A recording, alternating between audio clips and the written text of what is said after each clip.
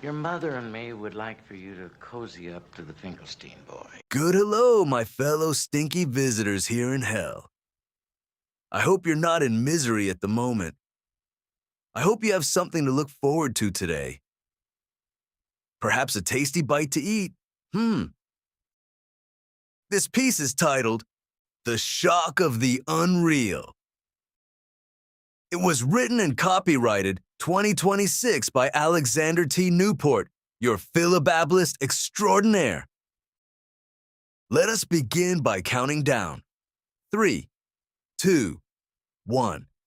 I am sorry if you hate the sound of someone shouting, but I am not psycho-existentially able to say the quiet parts quietly. If the sound of my shouting is too much to bear, then that means you are not meant to hear this. The secrets about this mysterious existence are not in your script to learn about. And that's okay. You are here for the experiences you are having. You can't stop them from coming. A dream is a dream is a dream, and there is no possible way to dream a wrong dream. All dreams are essentially meaningless, because they are not a true reflection of reality heaven. We are presently in a dream called hell. Hell was invented to deny the existence of reality heaven. We felt the need to forget reality heaven for a while, so we would have a renewed appreciation for our heavenly home after death. But some of us who were born to think about this stuff more often than the average person have worked out what heaven must be like by inverting most of the qualities of this hell we are presently aware of. If death exists here in hell, then logically it does not exist in heaven. If pain and misery and grief exist here in hell, then logically they do not exist in heaven. Heaven is eternal. It has always existed and will always exist. But hell is obviously temporary, and what is temporary cannot create itself. It has to be created by someone who is eternal. Hell had to be created by heaven because there does not exist anyone else to create it. Only eternal persons in heaven could create a temporary hell and then manifest themselves as mortals. We are eternal spirits in a material world that we created in heaven whilst perfectly sane. Look at every man-made object around you. They did not just appear out of nothingness, did they? Someone had to first think about what they wanted to make. They had to imagine it and intend to make it, and they had to design it, and they had to build it. So why is it so difficult for you to imagine that all nature-made objects also had to first be thought of, and imagined, and intended, and designed, and manifested by eternal persons? Hell was invented to deny the existence of heaven. We are used to a life where there is no death. We spend 99% of our time throughout the middle of forever in reality heaven, and there is no such thing as death there. No one ever dies. It's not only unheard of, but it is impossible.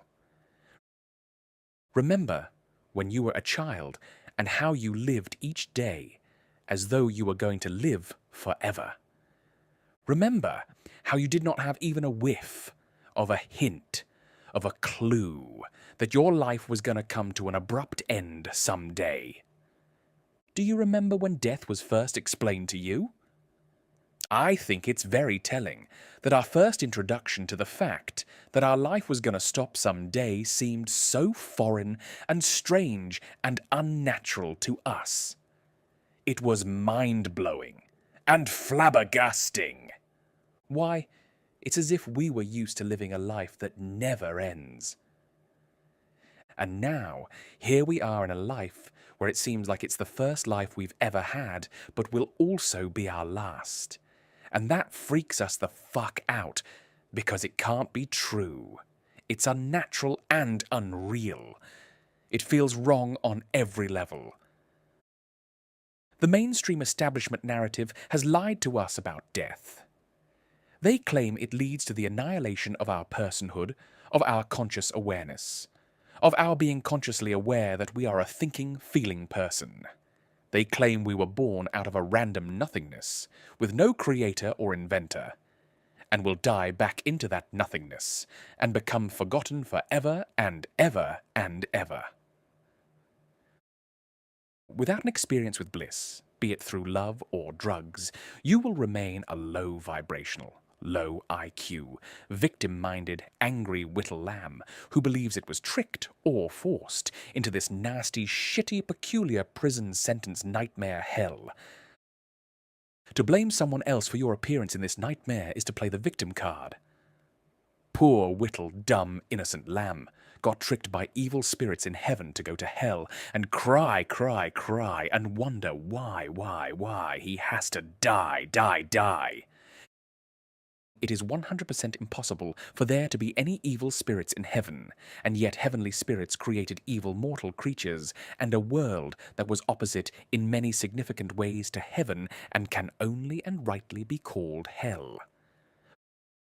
What is real is eternal. What is unreal is temporary. Only the real can create the unreal. Only the eternal can create the temporary. All spirits are eternal persons who think and feel, and are aware that they are thinking, feeling persons. In heaven, they are aware that every person is an impenetrable unit of perfect, eternal, conscious energy. They are all, by nature, equally perfect and perfectly equal, because not one of them is older or younger, dumber or smarter than anyone else. They have always been alive as persons. No one created or invented or imagined them. They are indestructible and unchangeable. They are the only real things anywhere and everywhere. There is no other kind of conscious entities. They cannot be bullied in heaven because not one person in heaven has the least bit inclination or desire to control or manipulate or coerce or force or bully anyone into any thought, thing, feeling, or experience. Think back to when you were a child.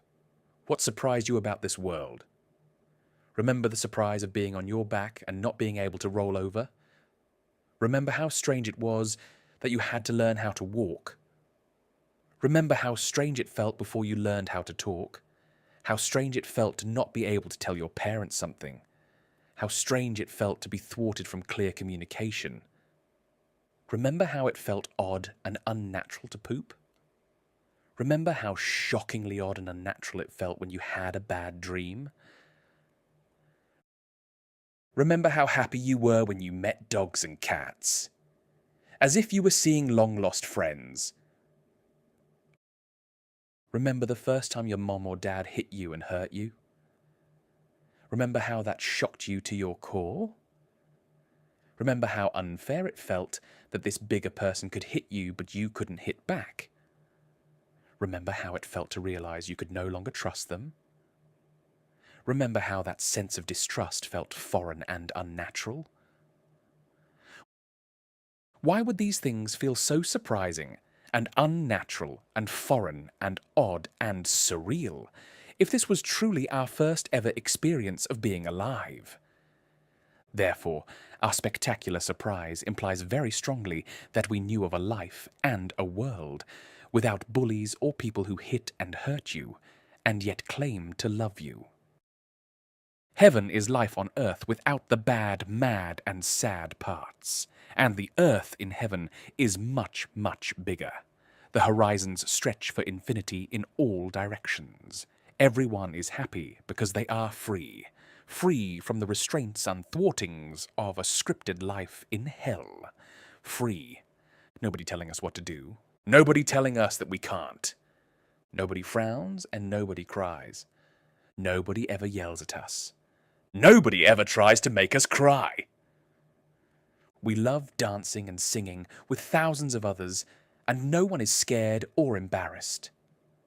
No one's in charge in heaven. No governments or police or judges or prisons. No gods or kings. No one's in charge in heaven, and heaven is a mighty big, gorgeous place. No one's in charge. No one's in charge. We don't have any secrets. There are no secrets to keep.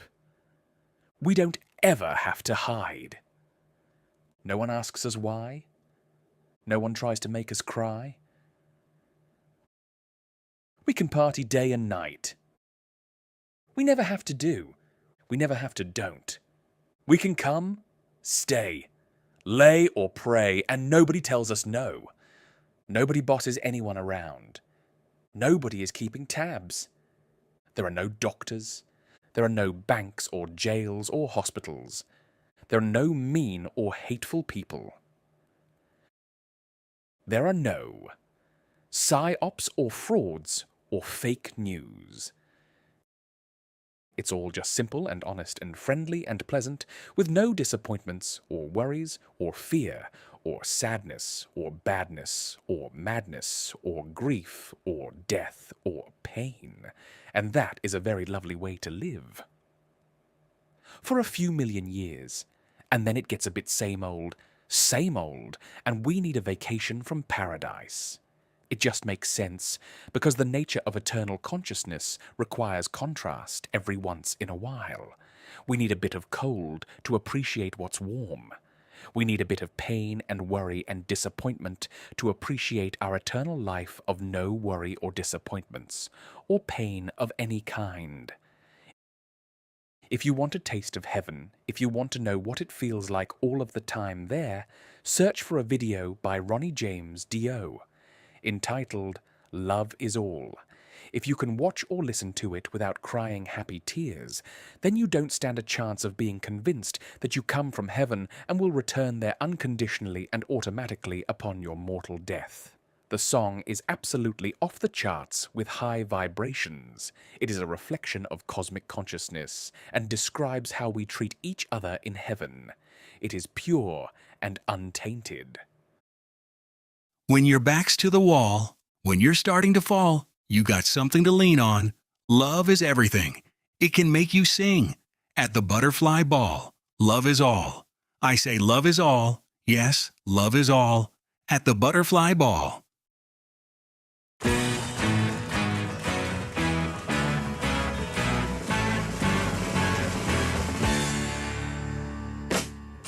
Everybody's got to live together. All the people got to understand. So love your neighbor like you love your brother. Come on and join the band. Well, all you need is love and understanding.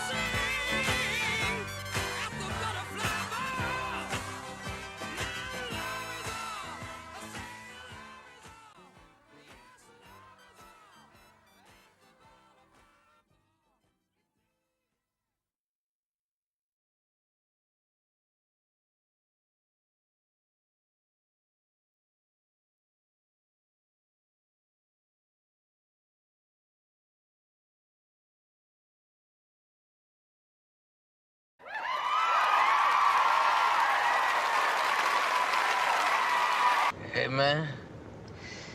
Am I driving okay?